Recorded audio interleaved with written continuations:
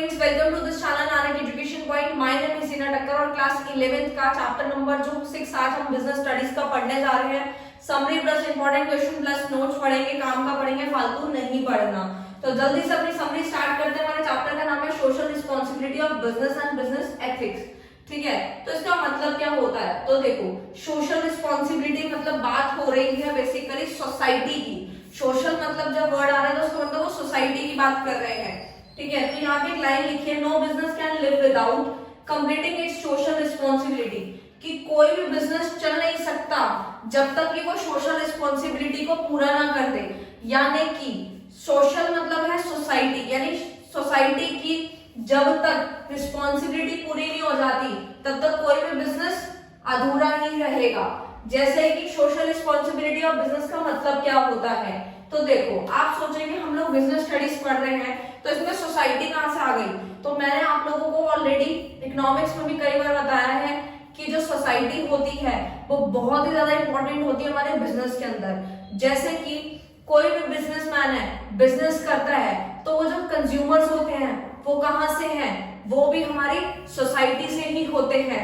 जो हमारे share holders हैं वो भी कहां से होते हैं? सोसाइटी से ही होते हैं। ठीक है, तो ये सारे जितने भी पर्सन्स हैं वो कहां से हैं? सोसाइटी से ही आते हैं। ठीक है, तो अब समझ आ गया होगा आपको कि सोसाइटी वर्ड क्यों यूज हो रहा है। तो सोशल रिस्पांसिबिलिटी ऑफ बिजनेस की, बिजनेस की क्या सोशल रिस्पांसिबिलिटीज है? तो सबसे पहली आती है यहाँ पर responsibility of business toward customer, कि यानी कि बिजनेस के कुछ जिम्मेदारियां हैं किसके प्रति? पहला तो कस्टमर, दूसरा वर्कर्स, तीसरा share holders and fourth one is community. यानी कि जब भी कोई बिजनेसमैन बिजनेस करेगा तो वो इन सबको ध्यान में रखते हुए करेगा और इन सबकी उसका फर्ज बनता है कि वो इन सब के ऊपर ध्यान दे। जैसे कि customers, worker, share holder, community. इसको आगे हम फर्दर अभी जब समझेंगे एक एग्जांपल के साथ तो अच्छे से समझ आ जाएगा आप लोगों को। नहीं आता तो फिर भी आपको शॉर्ट में बता देती हूँ। जैसे कि मान लीजिए यहाँ लिखा है कस्टमर्स, जैसे कि एक बिजनेसमैन जो है किसी कस्टमर को अच्छे से अटेंड नहीं करता, उससे अच्छे से बात नहीं करता, कोई पुराना सामान उठा के दे देता है जो कि एक्सपायरी है, ठीक है, और एक या दो बार अच्छा पैसा चार्ज कर लेता है, तो दोबारा कस्टमर उसकी दुकान पे नहीं जाएगा।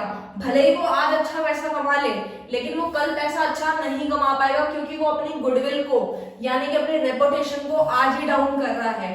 ठीक है, तो ये सारे धोखाधड़ी होती है जो कि नहीं होनी चाहिए। तभी हमें चैप्टर पढ़ाया जा रहा, बहुत इंटरेस्टिंग है। जब आप लोग भी बिजनेस करेंगे तो आप लोगों को भी ये सब चीजें पता होनी चाहिए जो कि हम आज सीखेंगे, बहुत ही ज्यादा इंपॉर्टेंट है हमारे लिए। ठीक है, वर्कर्स, शेयर होल्डर यानी जो शेयर्स में पैसा लगाते हैं उनको टाइमली पेमेंट करना, यानी कि उनको डिविडेंड देना। ठीक है, कम्युनिटी यानी ये सारी चीजें हैं जिनके साथ धोखाधड़ी नहीं करनी। जो भी है चीजें हैं, कस्टमर को अच्छे से तरीके से ट्रीट करना है, भगवान की तरह ट्रीट करना है। ठीक है, इस तरीके से। उसके बाद हम लोग स्टडी करते हैं केस फॉर सोशल रिस्पांसिबिलिटी। ये वेरी वेरी इंपॉर्टेंट है, पेपर में आता है ये क्वेश्चन। ठीक है, तो अच्छे से समझ लो। केस फॉर सोशल रिस्पांसिबिलिटी मतलब बिजनेसमैन की, बिजनेस की कुछ जिम्मेदारियां बनती हैं। क्या क्या जिम्मेदारियां बनती हैं? पहला है business is the part of society, यानी कि बिजनेसमैन को ये बात समझ आ जानी चाहिए कि जो सोसाइटी है यानी जो बिजनेस है वो किसका पार्ट है? सोसाइटी का ही पार्ट है। यानी कि जो कंज्यूमर है, शेयर होल्डर है, जो पर्सन्स है, इन्वेस्टर्स है, वो सब किस में आते हैं? सोसाइटी से ही आते हैं। ठीक है, दूसरा है अवॉइडेंस ऑफ गवर्नमेंट रेगुलेशन। इसका मतलब ये है कि बेसिकली जो हमारे जो बिजनेसमैन है उसका बिल्कुल एक जिम्मेदारी है कि वो गवर्नमेंट रेगुलेशंस को भी ध्यान में रखे। ये नहीं है कि कस्टमर से फालतू का चार्ज करी जा रहा है, जो कि वर्थ भी नहीं है उस प्रोडक्ट की, गलत सामान दे रहा है, अच्छे से ट्रीट नहीं कर रहा। तो उस केस में क्या होता है कि गवर्नमेंट फिर ज्यादा ही इंटरफेयर करने लगेगी बिजनेस के अंदर, और जो कि हमारी गुडविल को खराब कर देगा, हमारी रेपुटेशन को बिगाड़ देगा और बिजनेस जल्दी अच्छे लंबे समय तक नहीं चल पाएगा। ठीक है, तो ये चीज है। थर्ड है long term self interest of business.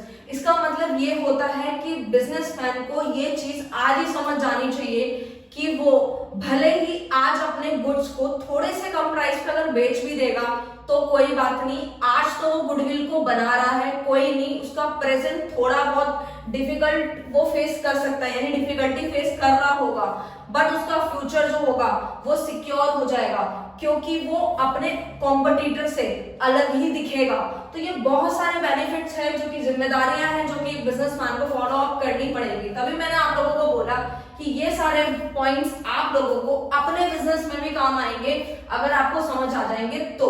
Definitely आ रहे होंगे, क्योंकि मैं एग्जांपल्स के साथ समझा रही हूँ। उसके बाद दूसरा पॉइंट बनता है, जो कि आपके पेपर में कई बार पूछा जाता है, ये वाला भी, कि केस अगेंस्ट सोशल रिस्पॉन्सिबिलिटी। इसमें क्या होता है कि एक बिजनेसमैन जो है वो आर्ग्यूमेंट्स करता है कि भाई मैं ही हर चीज बेयर क्यों करूं, जब मैं हर चीज पैसे, मतलब बिजनेसमैन का कहने का मतलब ये है, मैं ये नहीं कहना चाहती हूँ कि ये पॉइंट जो है ये आर्ग्यूमेंट्स ही बताना चाहता है। आप लोग ये सोचेंगे कि हर चीज सोसाइटी के बारे में सोची जा रही है, तो बिजनेसमैन क्या करता है, आर्ग्यूमेंट्स करता है। क्या करता है, वो ये बोलता है कि हर चीज मैं ही बेयर कर रहा हूं। क्यों? क्योंकि कस्टमर को हर चीज फेयर प्राइसेस पे देनी है, ठीक है, कोई धोखाधड़ी नहीं करनी, ये तो बिल्कुल भी नहीं होना चाहिए, एक्सपायरी प्रोडक्ट्स नहीं देने, अच्छे से ट्रीट करना है, जैसे भगवान की तरह उनको ट्रीट करना है, कस्टमर्स को उनसे अच्छे से बात करनी है, अगर उनको कोई गुड अच्छे से नहीं निकला, सामान कोई अच्छा नहीं निकला, तो उनको एक्सचेंज करवाना, ठीक है। तो बहुत सारी चीजें हैं इसके अंदर। तो वो आर्ग्यूमेंट्स यही करता है कि ऐसा क्यों। तो पहला आता है arguments contrary of the objective. इसका मतलब क्या होता है, इसका मतलब ही ये हुआ कि बिजनेसमैन ये कहना चाहता है कि भाई जब मैं मेहनत कर रहा हूं, जब मैं अपने बिजनेस के अंदर पैसा लगा रहा हूं, मेहनत कर रहा हूं, वर्कर को पैसे दे रहा हूं, तो मैं ही हर चीज क्यों सहूं। बट ये जो पॉइंट है वो यही चीज समझाने की कोशिश कर रहा है, बट ये आर्गुमेंट्स नहीं होने चाहिए जो कि एक बिजनेसमैन कर रहा है। नेक्स्ट आता है इनएफिशिएंसी इन दिस सिस्टम, कि सिस्टम के अंदर इनएफिशिएंसी देखने को भी मिलती है, कि बिजनेसमैन ये समझाने की कोशिश कर रहा है, आर्गुमेंट्स कर रहा है कि हर सिस्टम के अंदर इनएफिशिएंसी क्यों आ रही है, मैं ही हर चीज क्यों देखूं। लाइक कोई भी गुड्स अगर कोई सामने वाला पर्सन ले रहा है, अगर उसको अच्छा नहीं लग रहा, उसको नहीं निकला उसका प्रोडक्ट, तो इसमें मैं क्या कर सकता हूँ, मैंने तो अच्छा ही दिया था। तो बहुत सारे रीजन हो सकते हैं, तो मैं छोटा सा एग्जाम्पल दिया। तो इनएफिशिएंसी इन सिस्टम भी इसके अंदर देखा जाता है आर्गुमेंट्स के अंदर। थर्ड है इफेक्ट ऑफ बिजनेस वैल्यू। ये आर्गुमेंट्स जो होते हैं ये बिजनेस वैल्यूज को बहुत ज्यादा डाउन कर देते हैं, ठीक है।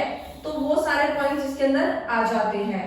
तो ये इंपॉर्टेंट था, आपके पेपर में आ सकते हैं केसेस दोनों के दोनों। देखते हैं हम लोग कि social responsibility of business toward various parties, क्या क्या पॉइंट्स हैं उसके, यानी कि क्या क्या बिजनेस के क्या क्या रिस्पॉन्सिबिलिटीज हैं, मतलब वेरियस पार्टीज को लेके। पहला आता है इन्वेस्टर्स। इन्वेस्टर का मतलब होता है कि बेसिकली जो इन्वेस्ट करता है, ठीक है, जैसे कि शेयर्स, डिबेंचर्स, इस तरीके से। तो इसके अंदर आता है कि बिजनेस का फर्ज बनता है कि वो हर एक शेयर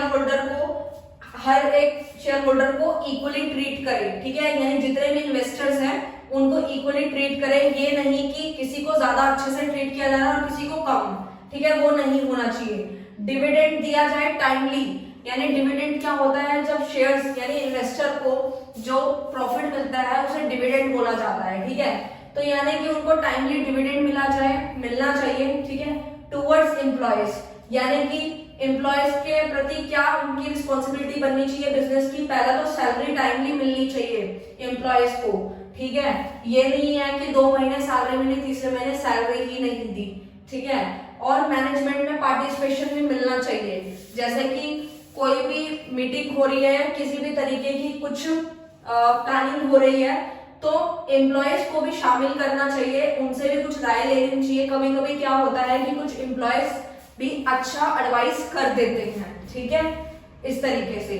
जैसे कि मैं बताती हूँ, जब मुझे भी कुछ प्लान करना होता है, लाइक कुछ नई चीजें सोचनी होती हैं, तो मैं भी अपने स्टूडेंट से डिस्कस कर लेती हूँ, वो भी मुझे बहुत अच्छे अच्छे आइडियाज देते हैं, तो मुझे बहुत अच्छा लगता है। तो ऐसे ही इसमें भी है कि बिजनेस का एक फर्ज बनता है कि वो एम्प्लॉयज को पार्टिसिपेशन में इन्वॉल्व करें, ठीक है। थर्ड है टूवर्ड्स कंज्यूमर्स, यानी कि कंज्यूमर को भगवान की तरह ट्रीट करें। ये नहीं है कि कंज्यूमर से अच्छे से बात ही नहीं कर रहे, बेकार तरीके से बात कर रहे हैं। प्रॉब्लम सॉल्विंग होना चाहिए कि किसी कंज्यूमर को कोई दिक्कत आ भी गई तो उसकी प्रॉब्लम को टाइमली सॉल्व कर दे।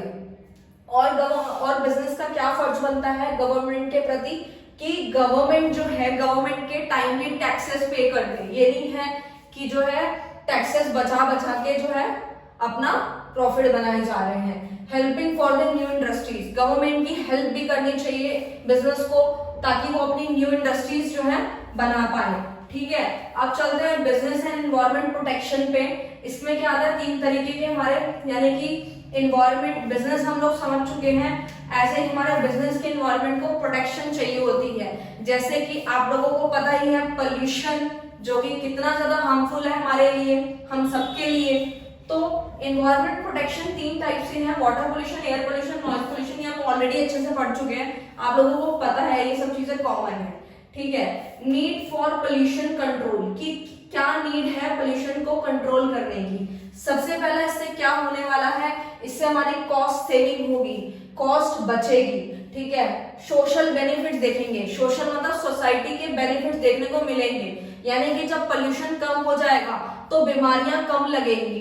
ठीक है, और हम फिजिकली फिट रहेंगे, मेंटली फिट रहेंगे। थर्ड है रिडक्शन ऑफ हेल्थ हजार्ड्स, इसमें भी कोई सारी चीजें आती है, जैसे कि air pollution, water pollution, noise pollution से कितनी सारी प्रॉब्लम्स होती हैं, लंग्स की, लिवर की, वो सारी जो प्रॉब्लम्स है वो सब भी खत्म हो जाएंगी अगर ये चीजें बैलेंस हो जाए। फिर आते हैं बिजनेस एथिक्स पे, ये वेरी वेरी इंपॉर्टेंट टॉपिक है आप लोगों का, पेपर में काफी बार ये आता है आप लोगों को। तो स्टूडेंट देखते हैं हम लोग बिजनेस एथिक्स क्या होते हैं, वेरी वेरी इंपॉर्टेंट टॉपिक, आपके एग्जाम में जरूर आता है ये टॉपिक। काफी बार मैंने previous papers, question paper already upload कर रखे हैं टेलीग्राम पे, ज्वाइन कर लो, वहां पे आपको बहुत सारा मटेरियल मिल जाएगा। और मैंने प्रीवियस पेपर देखे हैं जिसमें ये चीज देखी है कि बिजनेस एथिक्स काफी बार आता है। इसका क्या मीनिंग लिखा हुआ है, the ideals to be adopted in the field of business. इसका मतलब क्या होता है, बिजनेस मतलब तो हमें पता है, एथिक्स मीन्स हम जानेंगे, जिसमें क्या होता है आइडियल्स अडॉप्ट किए जाते हैं फील्ड ऑफ बिजनेस। आइडियल्स का मतलब क्या होता है, इसका मतलब होता है individual motivate to work with honesty in life, कि जो भी बिजनेसमैन काम कर रहा है, जो भी इंडिविजुअल पर्सन बिजनेस के अंदर काम कर रहा है, उसको एक मोटिवेट तरीके से काम करे, वो भी ऑनेस्टी के साथ, किसी धोखाधड़ी के साथ काम ना करे। यही बिजनेस एथिक्स हमें समझाता है। कुछ मोरल वैल्यूज यानी प्रिंसिपल्स हैं ये, जो कि एक बिजनेसमैन को समझने चाहिए, वही बिजनेस एथिक्स है। इसके कुछ एग्जांपल्स हैं। पहला, making timely payment to the suppliers, ये तो वही पॉइंट्स आप लिख सकते हैं जो बिजनेस वैल्यूज में आप लोगों ने मतलब अपने यहाँ सोशल रिस्पॉन्सिबिलिटी में जो पढ़ी थी। ठीक है, making timely payment to the supplier, supplier को टाइमली पेमेंट कर दे, ठीक है, उनकी पेमेंट को डिले ना करें। दूसरा आता है goods of good quality available reasonable price, की जो भी बिजनेसमैन है वो अपने सामान को अच्छी क्वालिटी का गुड्स बेचे, वो भी रीजनेबल प्राइस पे। ठीक है, ये तो हम कब से, जब से चैप्टर स्टार्ट किया तब से यही समझ रहे हैं कि रीजनेबल प्राइस पे दे। ठीक है, ये नहीं कि एक्स्ट्रा चार्ज करे जा रहे हैं। तीसरा, timely payment on they suppliers, suppliers को टाइमली पेमेंट कर दिया जाए। वैसे मैंने ये 2 बार जो है मतलब लिख दिया है पॉइंट, बट डजंट मैटर, कोई बात नहीं। Healthy competition with the competitors, यानी कि कॉम्पिटिटर्स के साथ बहुत ही तगड़े लेवल का कंपटीशन भी फेस करना पड़ेगा। और जब ये बिजनेसमैन ये सारी चीजें फॉलो करेंगे तो उनकी रेपुटेशन, उनकी गुडविल कुछ अलग ही स्टेज पे नजर आएगी, क्योंकि वो हर एक चीज को अच्छे से समझ के कर रहे हैं, यानी कि बिजनेस एथिक्स को समझ गए, हर चीज को समझ गए। तो वो आज भले ही प्रेजेंट में बहुत सारे प्रॉब्लम फेस कर रहे हो, ठीक है, भले ही उनको थोड़ा प्रॉफिट कम हो रहा हो, बट स्टिल उनका फ्यूचर बहुत ही ज्यादा सिक्योर होगा।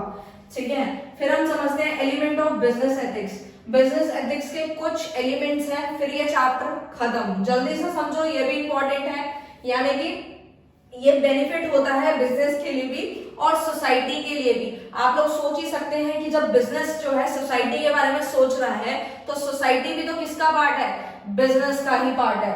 तो टॉप मैनेजमेंट कमिटमेंट आता है इसके अंदर। ठीक है, यानी कि टॉप मैनेजमेंट कमिटमेंट में आ जाता है कि हर चीज की कमिटमेंट जो करता है वो करके जब दिखा देता है तो वो बेस्ट होता है। जैसे टॉप मैनेजमेंट में क्या होता है, सबसे पहले इस तरीके का होता है, आपने हायरार्की पढ़ी होगी, जिसमें टॉप लेवल आता है, मिडिल लेवल आता है और लोअर लेवल आता है। ठीक है, इस तरीके से हायरार्की आप लोग समझ चुके होंगे। तो इसमें क्या है, जो ऊपर वाले लेवल वाले लोग होते हैं, जब वो अच्छी कमिटमेंट करेंगे तो हमारा बिजनेस एथिक्स बहुत अच्छे से रन करेगा। जैसे कि फॉर एग्जांपल ले लेते हैं स्कूल का, अगर प्रिंसिपल आपके स्कूल में अगर अच्छे से कमिटमेंट कर ले कि ये करना है, इस टाइम पे टेस्ट लेने हैं बच्चों के, इस टाइम पे क्लास टीचर को ऑर्डर दे दिया कि आपको इस तरीके से फॉलो करना है, तो स्कूल भी बिल्कुल बढ़िया ही चलता है। तो ऐसे ही बिजनेस एथिक्स भी काम करता है। Involving employees at all level, यानी कि एम्प्लॉय हर एक लेवल के इसके अंदर इन्वॉल्व होते हैं बिजनेस एथिक्स में। किसी एक पर्सन से कंपनी बिजनेस कभी नहीं चलता, अगर बिजनेस के बहुत सारे लेवल्स हैं तो वो भी इसमें इन्वॉल्व होते हैं। पब्लिकेशन ऑफ कोड, जिसके अंदर क्वालिटी पे ध्यान देना होता है, सेफ्टी पे ध्यान देना होता है, हर एक चीज पे ध्यान देना होता है ताकि हर एक चीज अच्छे से चल पाए। ऑल ओवर चैप्टर फिनिश है, मैंने सब कुछ बता दिया, ठीक है। आप लोगों को इंपॉर्टेंट क्वेश्चंस भी बता दी हैं, जहां मैंने स्टार लगाया था वो आपके इंपॉर्टेंट क्वेश्चन है, दोबारा से सुन लो आपके इंपॉर्टेंट क्वेश्चंस कौन से हैं, स्किप मत करो, वैसे ही शॉर्ट वीडियो है, आप लोगों के बहुत काम आएगी क्योंकि वैल्यू बेस्ड क्वेश्चन आने वाले हैं, तो ये तभी सॉल्व होंगे जब आपको हर एक टॉपिक का कॉन्सेप्ट क्लियर होगा। तो केस फॉर सोशल रिस्पॉन्सिबिलिटी अच्छे से करना है, केस अगेंस्ट सोशल रिस्पॉन्सिबिलिटी वो भी करना है, यानी कि आपका कुछ ये जो जिम्मेदारियां यानी कि रिस्पॉन्सिबिलिटीज और आर्ग्यूमेंट्स अच्छे से कर लेने हैं। और उसके बाद जो आपका आता है बिजनेस एथिक्स और एलिमेंट्स ऑफ बिजनेस एथिक्स, इनको बहुत अच्छे से करना। पढ़ना सब कुछ है, मैं ये नहीं कहती कि जो आपके पेपर में आ रहा है सिर्फ वही पढ़ो, बट स्टिल आपको बेसिक तो जानना पड़ेगा ही ना, तो अच्छे से सब पढ़ लेना, पढ़ के सब कुछ जाना। बट जिनका चांस ज्यादा आता है पेपर में, जिनका बहुत ज्यादा चांस है उनको अच्छे से करना। Thank you so much.